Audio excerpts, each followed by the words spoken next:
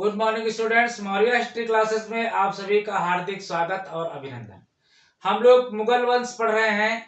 मुगल वंश के क्रम में हम लोगों ने बाबर के बारे में पढ़ा। आज हम लोग हुमायूं के बारे में चर्चा करेंगे। हुमायूं, बाबर के 4 पुत्र थे। 4 पुत्र, इधर मैं लिख रहा हूं बाबर, इसके 4 पुत्र हैं। पहला है हुमायूं, दूसरा है कामरान, तीसरा है अस्करी और चौथा पुत्र है हिंदाल। बाबर के 4 पुत्र है हुमायूं, कामरान, अस्करी और हिंदाल। तो बाबर की मृत्यु जब 1530 में हुई तो बाबर की मृत्यु के बाद दिल्ली की गद्दी पर 1530 में हुमायूं बैठा और 1556 तक इसका कार्यकाल रहेगा। 1556 तक।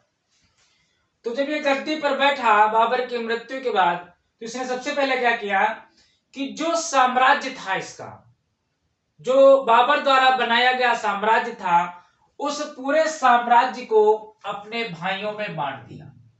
यानी दिल्ली में मुगल वंश का पहला ऐसा बादशाह जिसने समस्त साम्राज्य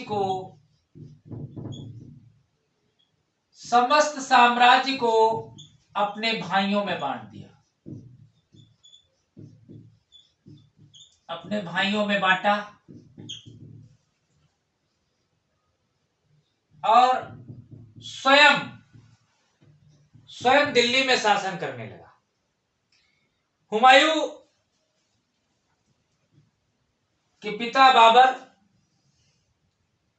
और हुमायूं की माता का नाम महामंगा था। लिख दीजिए, पिता जहीरुद्दीन मोहम्मद बाबर और माता का नाम माहम अंगा था। हुमायूं का पूरा नाम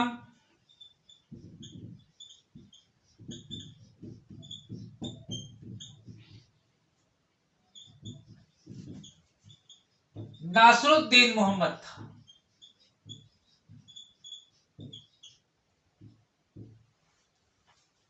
इनके पिता का नाम जहीरुद्दीन, इनका नाम नासरुद्दीन, और अभी बाबर को जब आप पढ़ेंगे तो उसका पूरा नाम है जलालुद्दीन मोहम्मद। इसका नाम है नासरुद्दीन मोहम्मद हुमायूं। तो हुमायूं जब गद्दी पर बैठा तो इसने अपने साम्राज्य को अपने भाइयों में बांट दिया ताकि कोई विवाद न रहे। जिसका जो हिस्सा है उसको हिस्सा दे दिया गया। इसके बाद ये गद्दी पर बैठा और गद्दी पर बैठने के बाद देखिए अपने ये विजय अभियान प्रारंभ कर रहा है। तो ये देखिए कौन सा विजय अभियान। 1531 में हुमायूं ने कालिंजर पर अटैक किया। कालिंजर पर इस समय यहां का जो राजा था वो बहादुर शाह था। बहादुर शाह। कालिंजर का युद्ध 1531 में हुआ। कहते हैं कालिंजर का किला बहुत ही अभेद्य किला था। बहुत ही अभेद्य किला था। इसको जीतना मुश्किल था और हुआ भी यही।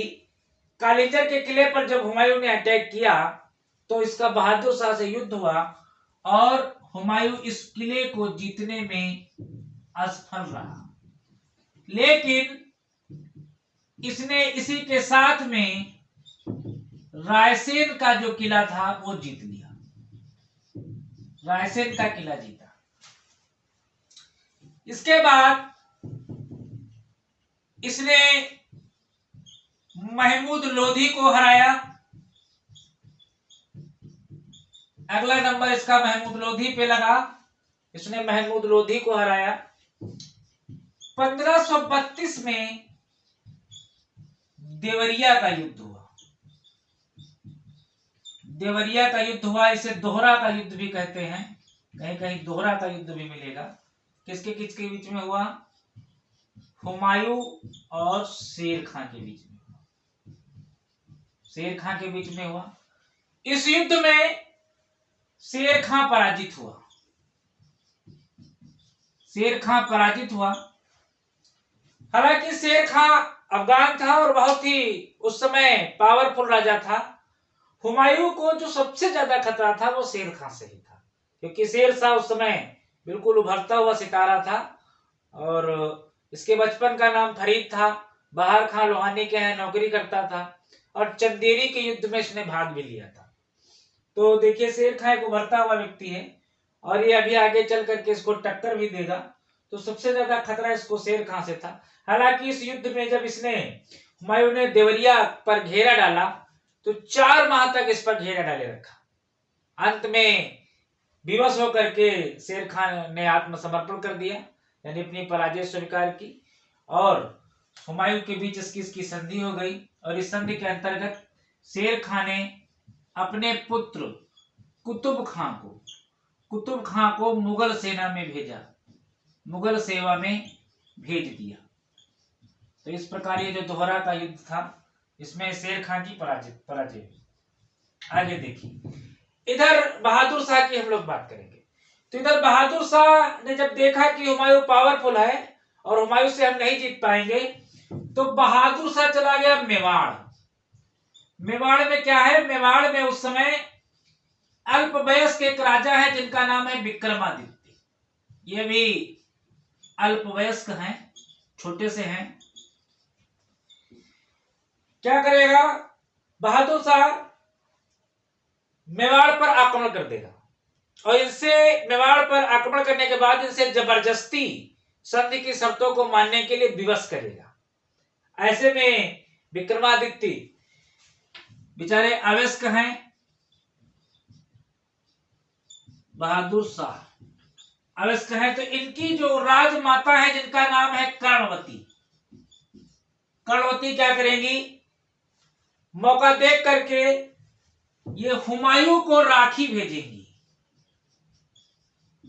ये कहानी आप लोगों ने पढ़ी होगी कि कर्णवती हुमायूं को राखी भेजती हैं और राखी की लाज रखने के लिए हुमायूं तत्काल एक बड़ी सी सेना तैयार करता है और कर्णवती की रक्षा करने के लिए चल देता है। तो हुमायूं को राखी भेजेंगी। हुमायूं जैसे ही राखी पाएगा एक अपनी विशाल सेना तैयार करेगा और मेवाड़ की रक्षा के लिए चल देगा।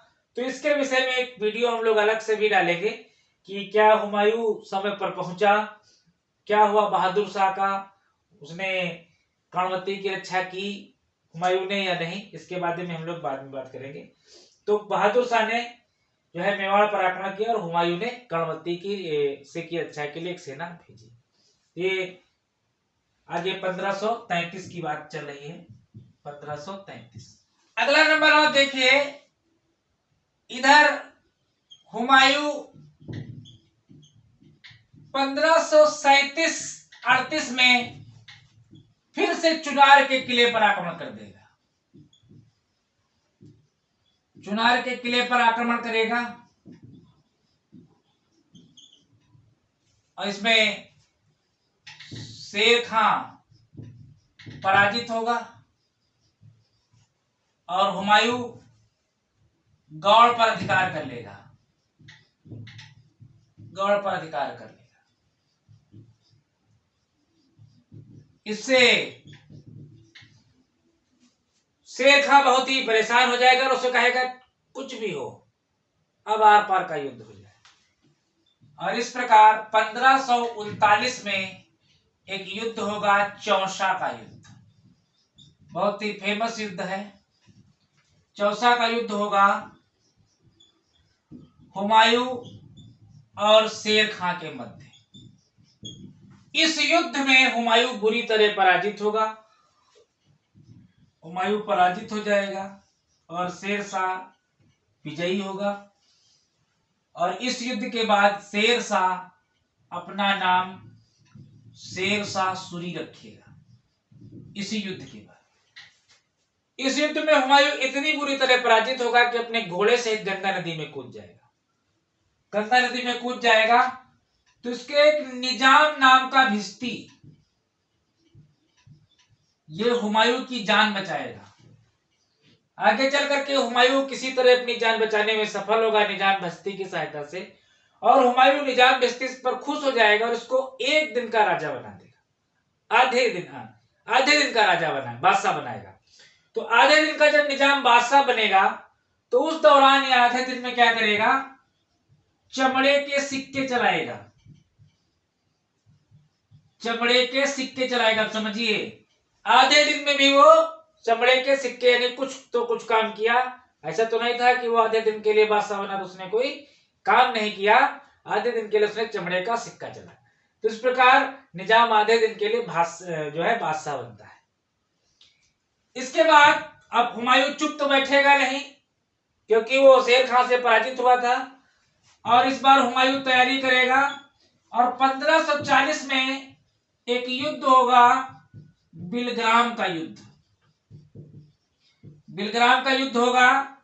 यह युद्ध हुमायूं और शेरशाह सूरी के मध्य होगा। इस युद्ध में भी हुमायूं बहुत बुरी तरह पराजित होगा, और इतनी बुरी तरह पराजित होगा कि इस युद्ध के बाद हुमायूं को दिल्ली छोड़ना पड़ जाएगा। दिल्ली छोड़ना पड़ेगा, और इधर शेरशाह सूरी दिल्ली पर अधिकार कर लेगा और सूरी वंश की यानी सूर वंश की स्थापना करेगा। सूर वंश की स्थापना करेगा शेरशाह सूरी। हुमायूं को दिल्ली छोड़ना पड़ेगा। दिल्ली छोड़ करके हुमायूं चले जाएंगे सिंध, और वहां पर एक अमरकोट जाएंगे। वहां पर एक राणा वीर साल हैं, उनके महल में ये अपना जीवन काटेंगे। वहीं पर 1542 में 15 अक्टूबर 1542 को राणा वीर साल के महल में इनकी पत्नी हमीदा बानो के गर्भ से अकबर का जन्म होगा। अकबर का जन्म होगा। 15 अक्टूबर 1542 को राणा वीर साल के महल में हमीदा बानो के गर्भ से अकबर का जन्म होगा, और हुमायूं, अकबर और हमीदा बानो तीनों लोग राणा वीर साल के महल में निर्वासित जीवन जिएंगे। अब बात यह आती है कि हुमायूं ने पुनः दिल्ली पर अटैक क्यों नहीं किया, क्योंकि उस समय इसके पास कोई सेना नहीं थी, किसी प्रकार के कोई हथियार वगैरह नहीं थे, ये खुद एक निर्वासित का जीवन जी रहा था। फिर धीरे धीरे हुमायूं वहां पर अपनी सेना कलेक्ट करेगा, सेना को मजबूत करेगा, और इधर 1545 में शेरशाह सूरी की मृत्यु हो जाएगी। कैसे मृत्यु होगी? जो कालिंजर का किला था, आप लोगों ने पहले पढ़ा होगा, जिस पर हुमायूं ने 1531 में आक्रमण किया, उसी कालिंजर के किले पर शेरशाह सूरी आक्रमण करेगा। और किले, चूंकि वो एक अभेद्य किला था, तो किले को तोड़ने के लिए शेरशाह सूरी उस पर गोला दगवा रहा होता है। संयोग से एक गोला वापस आकर शेरशाह सूरी पर ही गिर जाता है, और मौके पर ही उसकी मृत्यु हो जाती है। शेरशाह सूरी के बाद उसका पुत्र इस्लाम शाह गद्दी पर बैठेगा, लेकिन वो अयोग्य शासक था, और उसके समय में राज्य में विद्रोह उत्पन्न हो जाएंगे, और छोटी छोटी जो रियासतें हैं वो अपने आप को स्वतंत्र घोषित करने लगेंगी। चूंकि वह एक अयोग्य शासक था, उसकी अयोग्यता का लाभ उठाकर हुमायूं पुनः दिल्ली पर आक्रमण करेगा। 1554 में हुमायूं पेशावर पर अधिकार कर लेगा। 1555 में हुमायूं लाहौर पर अधिकार कर लेगा। और 1555 में ही एक युद्ध होगा, मच्छीवाड़ा का युद्ध होगा। ये युद्ध हुमायूं और ततार खां के बीच में होगा। इसमें ततार खां की हार हो जाएगी। 1555 में ही एक युद्ध होगा, सरहिंद का युद्ध। सरहिंद का युद्ध होगा और यह युद्ध भी हुमायूं और सिकंदर शाह सूर के साथ होगा। सिकंदर शाह सूर के साथ होगा और इस युद्ध में सिकंदर शाह सूर की हार हो जाएगी। इस प्रकार 1555 में हुमायूं पुनः दिल्ली का बादशाह बनेगा।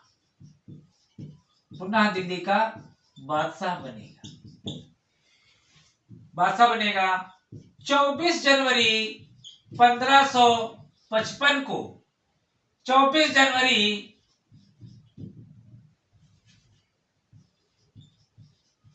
1555 को एक पुस्तकालय होता है जिसका नाम है दीन पनाह की सीढ़ियों से हुमायूं फिसल कर गिर जाता है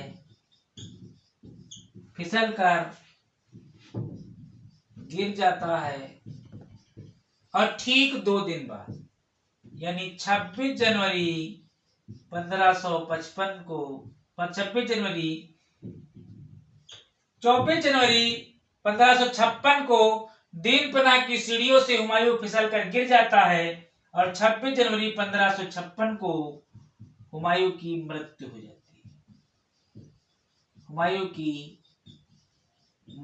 जाती है। इस प्रकार एक इतिहासकार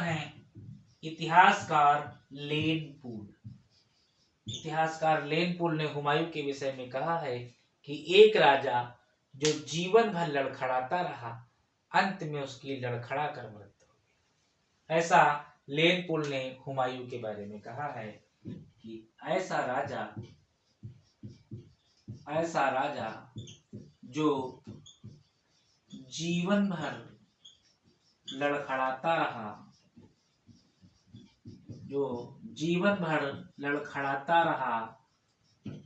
अंत में लड़खड़ा कर उसकी मृत्यु हो गई। हुमायूं पर एक पुस्तक लिखी है हुमायूं नामा। इसकी बहन गुलबदन बेगम ने इसको लिखा है। कई बार के पेपर में पूछा गया है हुमायूं नामा के लेखक, तो आप बताएंगे इसकी बहन गुलबदन बेगम। अबुल फजल ने हुमायूं को इंसान एक कामिल की संज्ञा दी है, यानी हुमायूं को एक अच्छा इंसान बताया। अबुल फजल ने अपनी रचनाओं में उसे इंसान एक कामिल कहा है। हुमायूं को ज्योतिष में बहुत विश्वास करता था हुमायूं। इसीलिए सप्ताह में जितने भी दिन होते थे, प्रत्येक दिन हुमायूं अलग अलग रंग के कपड़े पहनता था। तो ज्योतिष में बहुत विश्वास था। हुमायूं के समय में 2 चित्रकार थे, इनका नाम कई बार पूछा गया है, मीर सैयद अली और दूसरे हैं ख्वाजा अब्दुस समद। हुमायूं का जो मकबरा है, कल हमने बताया था हुदी, यानी जो हुमायूं का मकबरा है वो दिल्ली में है। और हुमायूं का मकबरा इसकी एक विधवा पत्नी थी जिसका नाम था हाजी बेगम ने बनवाया था। हुमायूं के मकबरे की खास बात है कि प्रथम गुम्मद वाला मकबरा, पहला मकबरा ऐसा है जिसमें गुम्मद है, यानी प्रथम गुम्मद वाला संगमरमर का मकबरा। तो इस प्रकार हुमायूं का जो मकबरा है वो दिल्ली में है।